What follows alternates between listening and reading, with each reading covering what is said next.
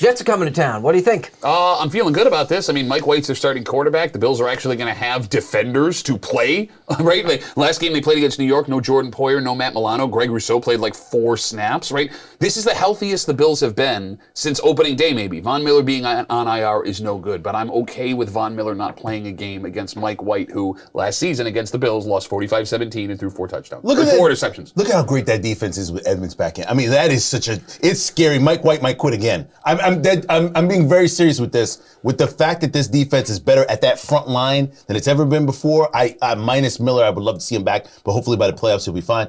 This is a really dangerous game for the Jets because this is their season. This is it. You can't go back to Zach Wilson unless White gets hurt. I hope he doesn't. But you can't go back to Wilson. You got to go find out what Mike White is available. If he wins this game, I guess this gives and propels the Jets going forward. But I don't think this is about when it fell apart for him the last time he got in, right? Was it game 3 or something? Like all of a sudden, Mike White became Mike White again. Yes. He faced a real team. He faced a real NFL team. Now, he did have a winning streak prior to that, so that loss might intensify and get him to do a little bit more homework. But I just don't think the Jets have it. They had that momentum about 2 weeks ago when the Bills weren't on their schedule. Now they are, and the Bills' momentum is swinging their way. Like I said, the only game that scares me is the Bengals.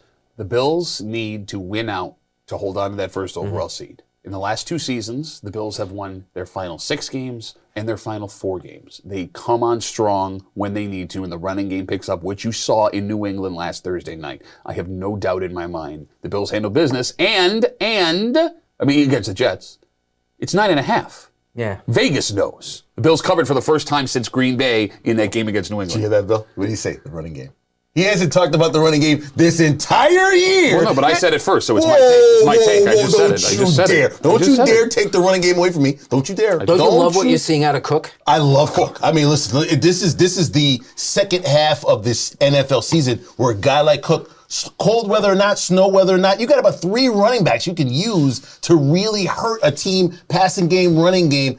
Give Cup a couple more weeks. If he gets his feet underneath him, you got a dangerous team. And where a rookie usually falls apart too is at the end of the season because they're not used to playing that many games. But since he played so sparingly in the first part of the season, he's got fresh legs. I think it's strategic they held him back. And I think it was the right thing for this team going forward. You saw a similar thing they did with Zach Moss his rookie year, and he was having a heck of a end of the season into the playoffs until he got hurt, ended his season against Baltimore. 9.5, who you got? I got the Bills over 9.5. 9.5, who you got? Yeah, Bills by at least 10. Alrighty.